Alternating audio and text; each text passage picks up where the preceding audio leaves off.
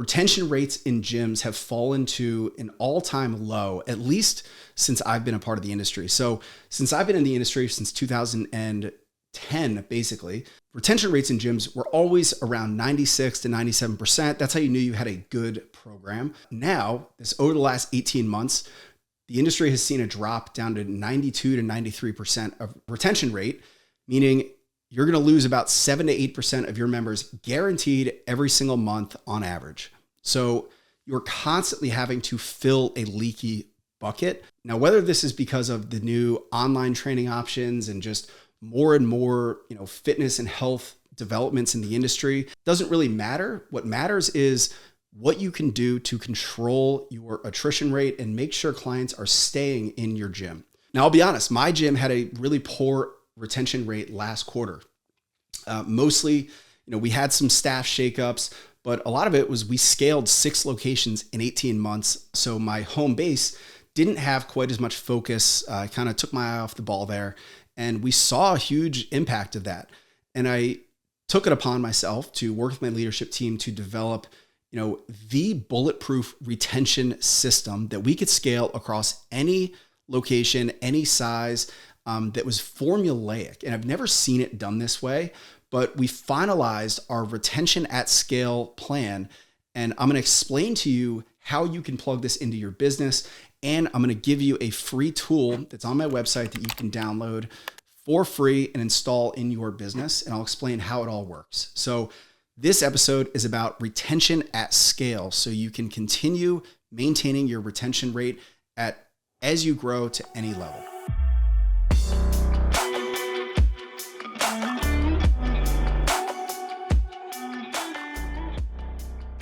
So why do people leave your gym? So there's a few reasons. There's lots of reasons, but usually whatever reason they give you is not the truth. Now there's lots of surveys and exit interviews that you can do, but you're never really going to get the truth. Really, the truth is, first, they're not seeing the value in what they're getting from your program. They could be not happy with the results that they're getting. They could just not think it's worth what they're paying. They might not feel like they're getting enough attention. So those are all symptoms of not displaying enough value from your program. And value is just a transactional approach. They value $300, which is what our average membership is, more than whatever they're getting from you. And that is a controllable perception that you can work on with your clients. Number 2 is they don't feel like they're growing. So people want to be a part of something that makes them feel like they're doing something that's bigger than themselves. So you want your clients to feel like they are growing as an individual, they're contributing to society, and that they are, participating in something meaningful. So a lot of people leave when they just feel like maybe they are the top dog in the building and they're not growing any further, or there's nobody around them that inspires them to be better. And finally, people leave the gym when they feel like they don't have a goal that they are striving towards. So there's really 2 things that motivate people towards pleasure and away from pain. Most people join a gym and it's an immense emotional decision based on moving away from pain. Maybe they walk by the mirror and they didn't like the way that they looked. Maybe they're not getting enough attention from their spouse at home. Maybe they, feel like embarrassed of themselves from a photo. That's why, we get a lot of opt-ins late at night when somebody's probably scrolling, in their bed at night. And usually that's a sign that it could be an emotional decision. Now, that's incredibly motivating for the short term, right? That's a movement away from a painful experience. But that only motivates you as long as you can get to a safe distance away from that pain. So for example, if you're out in the woods and a bear starts charging at you, you're going to be very motivated to run and sprint away from that danger, away from that pain. But you're only going to be as motivated as long as you can get to safety. Once you are at safety, you're going to slow down. You're not going to feel the urgency to get out of that scenario any further. So when you work with a client that's motivated by moving away from that pain of discomfort or the way that they feel, their lack of confidence, they're going to be motivated until they can fit back in their old jeans, or they have moved far enough away that maybe they're getting more attention, or whatever the real reason is. So that's a really short-term motivator. When you don't give them something to move towards, a pleasurable experience to continue moving towards, that's when people start losing motivation and falling off track. So you want to build all of this into your retention plan.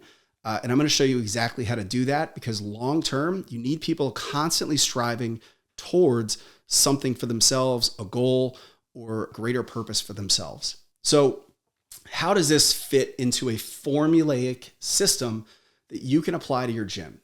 So I've really determined there are 3 things that you need to install in your gym. Now, this is personnel based. It's also systems based.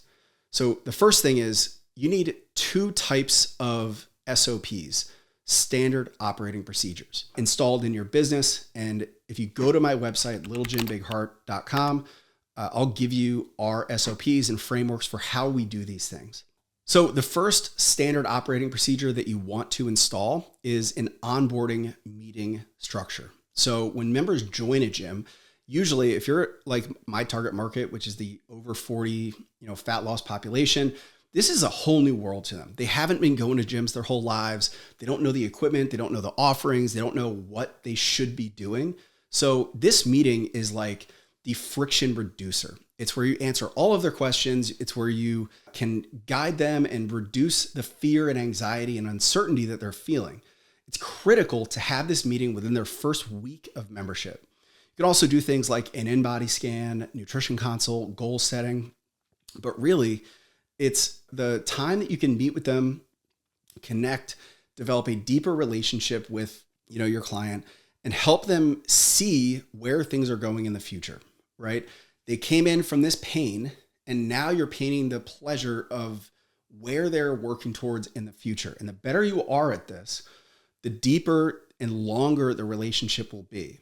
Now, I'm a big believer that your retention really anchors and hinges on the sales process and this initiation and onboarding process. You want to get way ahead of anything that could come up in the future to send them off track. When the person is the most motivated, that is when you want to invest the most time in helping them paint the picture for the future. So your onboarding meeting is critical in the first week. So you're not only going to help them structure their exact routine, their meal plan, you want to help them see results as fast as possible. So maybe there's like a short term, you really crank up the accountability in that first 2 to 3 weeks. But also a critical question to ask is what could happen in the future to cause you to leave? The way I like to ask this is you're in this onboarding meeting, you set a goal and you create a plan to help them get great results. And you end the meeting with like, hey, listen, my fear is that you're going to leave this meeting and 6 months from now, you're going to have lost some motivation or you're going to lose how excited you are. What could possibly happen to cause you to want to leave in 6 months? And how do we overcome that? Or you could say, hey, a lot of times people don't really think too clearly about what happens in the future. So is there anything coming up that has thrown you off track or caused you to lose focus in the past? And you want to overcome those future objections now. So it could be, hey, in the fall, my kid starts soccer and we travel all the time. So I usually put my gym membership on hold. And you would want to say like, well, what can we do when that happens? Because it's going to happen. It's not going away. You're never going to not be busy or go into seasonal changes. So what's the plan when September hits and you're traveling for, soccer practice? And then you make a plan in advance. So when it does happen, you can revert back to that and say, hey, remember, we knew this was coming. Now it's time to initiate plan, fall season. Maybe it's a downgraded membership. Maybe it's in-home workouts or more virtual accountability. But that onboarding SOP is absolutely critical. And you want to take notes. And the most important KPI or objective from that meeting is that they leave with a SMART goal. All right. That is, if I could boil it down to one thing, they are leaving that onboarding meeting with a specific, measurable, attainable, relevant, and time-sensitive goal. They've got a goal that has a deadline that's very, very concrete. It's not a goal like I want to be healthier or I want to lose weight. It is a specific measure of health that has changed within a time frame. All right. There's lots of ways that you can build this into your CRM system or notification system, but really if they leave with a goal, most effectively, it should be written on paper. That is what you need to get done in your onboarding meeting. So if you don't have this system in place, go to littlegymbitheart.com. You can download our SOP and change it up for whatever way that you want to use, and also show the calculator to build the formula for all of these things as we go further. So that's your first SOP you need to create, is your onboarding meeting system. In your first week, it's your way to get a goal, create relationships, and overcome future objections for reasons that they might leave. Now, number 2 is your current membership base. So you need a client success structure. The first way that you're going to build this is another type of meeting. So a client success meeting, or whatever you want to call them. Sometimes we call them engagement sessions because that's my brand. But this client success meeting, the goal is to re-engage with their goal and reset a future goal and pleasurable outcome to strive for. When it comes to like clients achieving goals, it's never the goal that is hard to achieve. It is resetting after having achieved a previous goal. Most people neglect to do that, and they work really hard for 6 weeks or 8 weeks.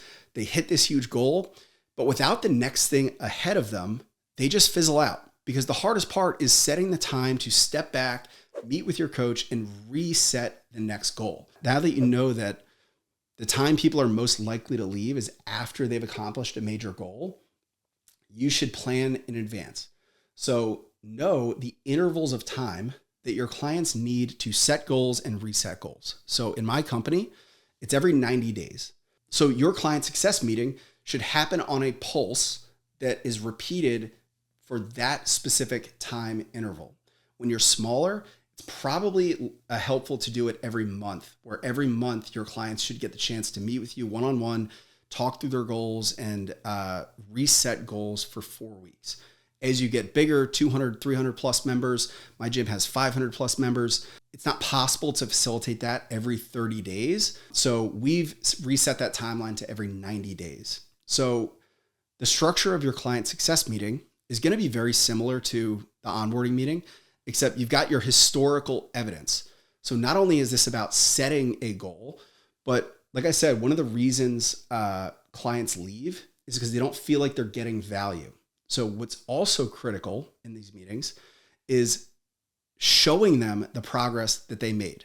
Because unless it shows up on a scale, most adults are wired and just have this association with just the number on the scale. They almost don't even process anything else. They don't process the weight that they've increased in that they're lifting. They don't process the changes in their muscle mass or lean muscle or how toned they look. So you have to show them that and show them the benefit of that. So part of our client success SOP is we have in-body scans that track their historical results, but also we have their track record of their training progress. So we use paper programs in some of our locations. So we'll go into this meeting with our folder, and we'll say, hey, Sally, remember when you came in and you were doing 20-pound goblet squats? Now you're doing 75. Like, that's incredible. That's a 4,000% increase in your squat leg strength ability. Just putting a light on that is going to remind them of how valuable you are to them. So this meeting starts with a reflection and reminder of, hey, remember how great of a shape you've gotten? Remember when you said that you'd be so happy when you hit this one goal, and then we helped you hit it, and then we hit another? So the first purpose is to remind them of how much value you have brought to them, because day to day, they just don't think about it. You have to give that to them and tell them what to think about. And number 2 is they need a new goal to strive for. Now, again, they're going to probably try to skate by with like, I just want to be healthier. I want to, something that's a little more vague than it needs to be, because setting goals is really hard. And once a goal is set, the stakes are pretty high, because if you don't hit it, you can't just say, well, it wasn't a good goal to set, right? So hold them accountable, have the tough conversation of resetting a concrete and smart goal. Now, again, change it from fat loss to performance to something well-being wise or wellness wise, but it needs to be a smart, specific, and measurable goal. All right. So that's your client success meeting structure. Now, both your onboarding and client success meetings, I would recommend 30 minutes in length because this is where we're going to get into the formula for how to build this. All right. And the last thing is just your coaching touch points. So we have a text messaging system called Nomly. Shout out Nomly. I think it's one of the best, client touch point systems there is for fitness businesses. It shows us all of our clients' attendance, and all of our staff can reach out to clients and share highlights, recognition, and just tell them, how great we think they're doing. And we make a point for every coach to touch point with every single member once a month. So the touch point series looks like onboarding meeting is the big one. Every month, there's at least one text to every single member from our coaching team. And then every 90 days, there's another 30-minute client success meeting. And that is like the accountability and touch point pulse that we've seen have the best retention. So how do you plug this into your business at any size? So we built the retention at scale formula, and this is exactly what it is. Again, I'm going to throw some numbers at you, throw some round numbers at you, but go to littlegymBigHeart.com. You can download this formula for yourself and plug it in. This is going to change every year as your gym grows. So you're going to always want to refine this and start building the systems for it. All right. So here's what it is. If you want to build this process into your business, you need the SOP for onboarding. You need the SOP for client success meetings, and you need some way for your coaches to text clients or call or video message. All right. I recommend Nomly. So what are the numbers? The thing is, so I'm going to use round numbers here. If you have 200 members in your gym, not every one of those members is going to take you up on your client success meetings. There's about 60% of your clients that are actually going to repeatedly schedule these meetings. That's just a fact. In a perfect world, every single client would do it. They're not. So 60% is the number that you need to plan for. So the first thing you need is you need enough availability on your calendar to facilitate a 30-minute meeting with 60% of all of your members every 90 days. So let's start with the 90-day thing. 60% of 200 clients is 120 people. So 120 individuals need to meet with a coach one-on-one every 90 days. If you take a quarter, a business quarter, divide by 13, which is the usual amount of weeks in a quarter. So 120 people have to meet with a coach over 13 weeks. 120 divided by 13 is about 10. I'm not going to pull that number. It's about 10.2, whatever it is. So you need to have 10 clients meet every single week, one-on-one with your coach. If these are 30-minute meetings, that is 5 hours of meetings have to have openings on the calendar every week. All right. So let's start that over. You got 200 clients. 60% need to meet every 90 days. Take 120, which is 60% of your clients, divided by how many weeks are in 90 days, which is about 13.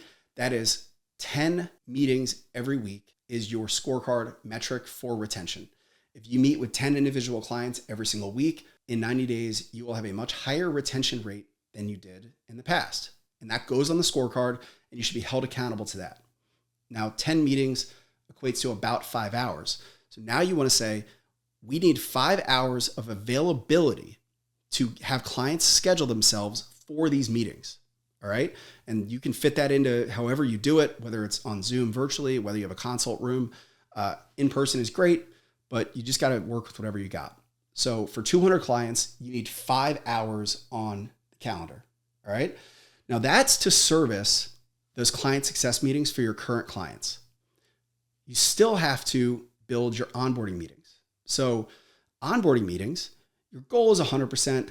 You're not going to get 100% people in for a one-on-one on top of their regular training schedule. So we set 80% is what's realistic to actually plan for. So let's say your goal is to sign up 5 new members every single week. So that means you need to meet with 4 people every single week, which is another 2 hours. So in order to service your 5 new clients every week, plus your 200 current clients, you need 7 hours of availability on the calendar during the week. That's incredibly easy to facilitate unless you're a solo operation. But even then, it's 7 hours. you can batch this work, Monday, Wednesday, Friday, morning, evening, morning. You could do Saturdays for a few blocks. In worst case scenario, you can do a group Zoom onboarding call. But if you install just those two meeting structures every single week into your calendar, and you build a scorecard around servicing the onboarding clients and those client success meetings for your current clients, that is retention at scale. Now, result-wise, we've installed this system in my main location. We have 500 members. So we plugged all of this math into our system. So again, the calculator that you're going to download has all these formulas in there. How many clients that you need to sign up every single week, plus your current members, plus how many members you want to grow your gym to. And that'll tell you how many meetings you need to service every single week and how many staff members that may need to take you. All right. So that's how you can scale it across any location. When we put this in play, we went from a 92% attrition rate to a 97% retention rate in a single quarter. And year over year, this didn't just calculate for seasonality.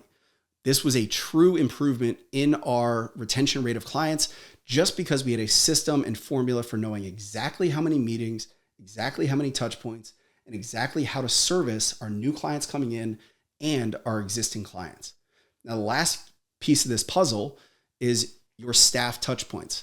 So this one's easy. If you have 200 clients, you need to reach out to 200 people every single month. If you have 4 coaches, you take 200 divided by 4, which is 50. So every coach needs to reach out to 50 individual members every month. Divide that by 4, it's about 10 messages sent to unique members every single week. That is how you facilitate the monthly touch points. You take your total members, divide by your coaching staff, and that's how many individual people they need to reach out to once a month. And then you divide that per week. Now you've got a coach's scorecard. Your coaches have to reach out to 10 people every week on a scorecard that they're held accountable to with a unique personalized message, whether it's a check-in message like, hey, where you been? Whether it's a you crushed it today or a happy birthday text. But that is how you facilitate retention at scale, no matter how big your business is. If you install and apply this formula and open up those meeting slots, I guarantee you'll not have an issue with retention.